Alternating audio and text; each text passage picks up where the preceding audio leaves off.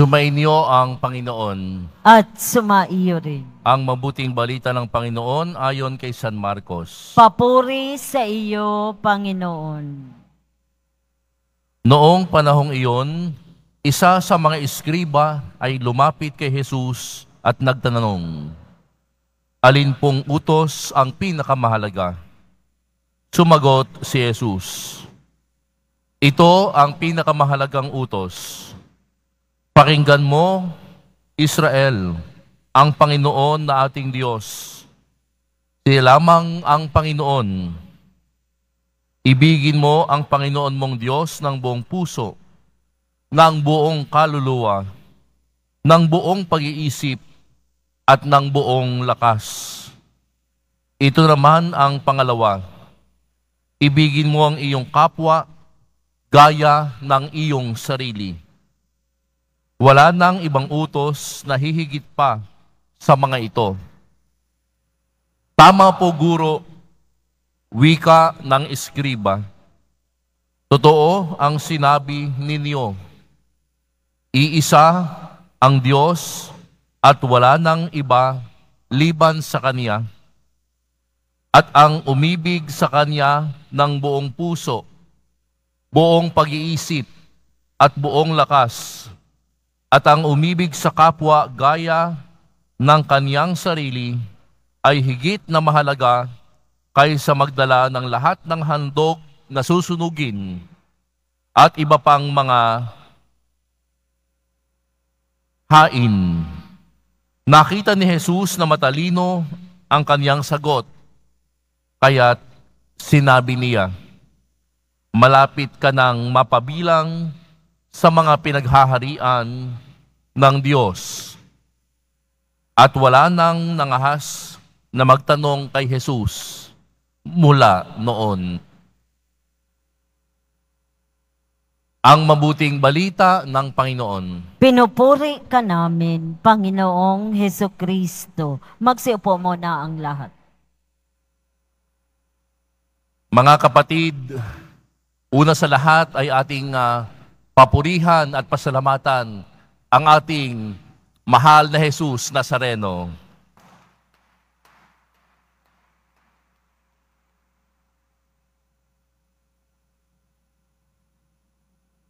Pag-ibig ang may tuturing siguro nating pinakadakila sa lahat ng utos ng ating Panginoon. Ito yung pinakaugat. Pag-ibig ng Diyos sa atin.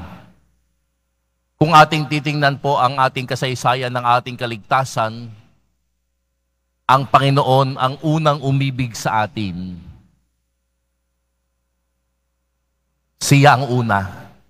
Siya ang nagkusang loob na umibig sa atin. Hindi pwede nating i-claim tayong unang umibig sa Diyos. Hindi, mga kapatid. Ang Diyos ang unang umibig sa atin. Sa ating ebanghelyo, mga kapatid, napakaganda ng tanong nung eskriba. Nung tinanong si Jesus tungkol sa pinakadakila sa lahat ng kautusan, sumagot si Jesus. At ang kanyang sagot ay mula una sa Deuteronomy chapter 6 verse 6. Sabi ni Jesus, "Pakinggan mo, O Israel." Ito yung Shema na tinatawag. "Hear, O Israel. Ang Panginoon na ating Diyos, siya lamang ang Panginoon. Ibigin mo ang Panginoon mong Diyos ng buong puso, ng buong kaluluwa, at ng buong pag-iisip, at ng buong lakas." At dinagdagan ni Jesus,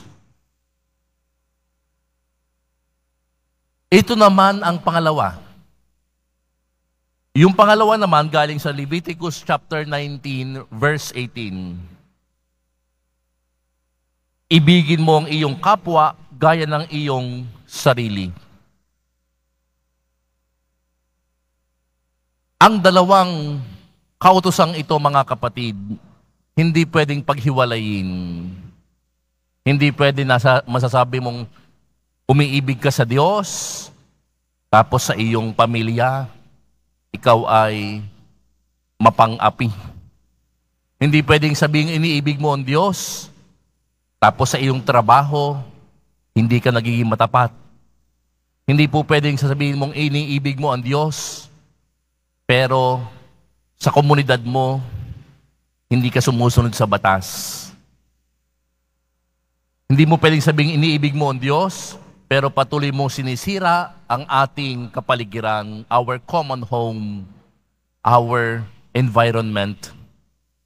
Ang pag-ibig sa Diyos, mga kapatid, at pag-ibig sa kapwa, yan po ay magkabilang bahagi ng iisang coin. Kapag mahal mo ang Diyos, natural, mahal mo rin ang iyong kapwa at makikita ito at masasalamin sa pamumuhay mo, sa pamilya mo, sa iyong asawa, sa iyong anak, sa iyong magulang, sa iyong kapatid. Ang pag-ibig dapat ay nasasalamin sa kapwa. Ang pag-ibig mo sa Diyos dapat nasasalamin sa pangaraw-araw na kilos mo at ugali.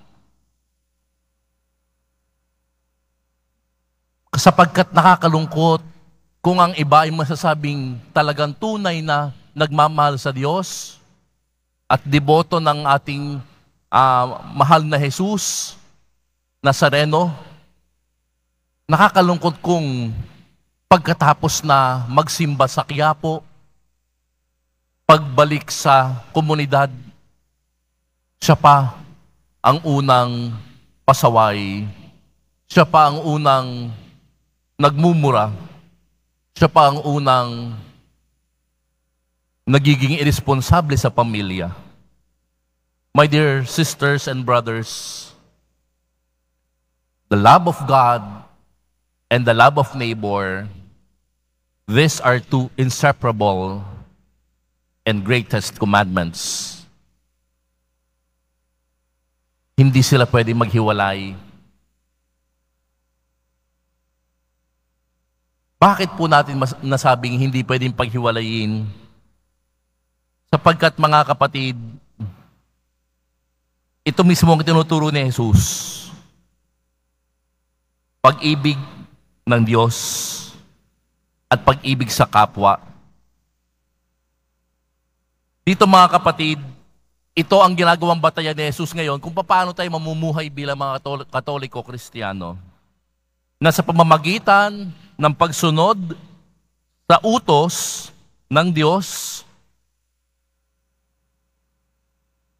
at pag-ibig sa kapwa, dito natin tunay na masasabing ikaw ay disipulo, deboto at alagad ng Diyos. Kung kaya mong mahalin ang Diyos at mahalin ang iyong kapwa. Hindi pwede kasing doble kara. Nagsisimba pero chismosa.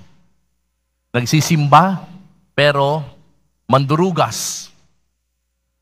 Nagsisimba pero mandaraya. Nagmamahal sa Diyos pero irresponsable bilang magulang. Nagmamahal sa Diyos pero hindi naman sumusunod sa magulang bilang isang anak. My dear sisters and brothers, sinasabi nga po sa John 13:35, this is how all will know that you are my disciples if you have love for one another. Dito tayo makikilala bilang mga Kristiyano kapag tayo may pagmamahal sa isa't isa. At ang modelo po ng pagmamahal ay walang iba kundi ang pagmamahal ni Jesus sa atin. Inialay ang kanyang buhay hanggang sa kamatayan sa krus. At ganyan din dapat tayong iibig hindi lamang sa Diyos, kundi sa kapwa. Very challenging yung pag-ibig sa kapwa. Bakit mga kapatid? Sapagkat iibigin mo ang iyong kapwa, gaya ng pag-ibig mo sa iyong sarili. Hindi mo iibigin ang kapwa mo ayon sa ibinigay nilang pag-ibig sa iyo. Iibigin mo sila gaya ng pag-ibig mo sa kanila, sa iyong sarili. Paano ba umibig ikaw sa sarili mo? Hindi ba kapag minamahal mo sarili mo, pinahahalagahan mo ang sarili mo, inuuna mo ang sarili mo, hindi mo pinababayaan ang sarili mo. Mga kapatid, marami tayong kapwa sa ating paligid na nangangailangan ng pag-ibig. Ang isa ko nga pong palaging naikukwento sa aking mga homilya, isang halimbawa ng kapwa. Nung ako po ay nasa labas po nung simbahan na aking pinaglilingkuran, may dalawa kaming sakristan na galing sa school at lumapit sa simbahan, pumasok sa simbahan at nagdasal. Paglabas po nung simbahan ay umiiyak yung dalawang sakristan na maliliit. Sabi ko, bakit kayo umiiyak? Father, wala na po kaming bahay. Sapagkat nasunog na po ang aming bahay ngayon. Wala kaming ibang damit, kundi ang PE uniform na aming sinusuot ngayon. Sabi ko sa kanila, huwag kayong susuko. Babangon tayo. Mga kapatid, alam nyo po, nakakatuwa na pagkaraan po ng ilang buwan, yung mga sakristan na yon na nasunugan, naglilingkod pa rin sa Diyos. At nakatapos sa kanilang school year, nagpursigi pa rin sapagkat naniniwala silang may pag-asa. Nagmamahal ang Diyos. At naramdaman din nila yung pagmamahal ng kanilang kapwa sa pamamagitan ng mga taong tumulong sa kanila. Mga kapatid, totoong mahal natin ang Diyos, subalit tayo hinahamon din ng ating Panginoon na yung pagmamahal natin sa Diyos dapat masalamin at madama ng ating kapwa. Amen.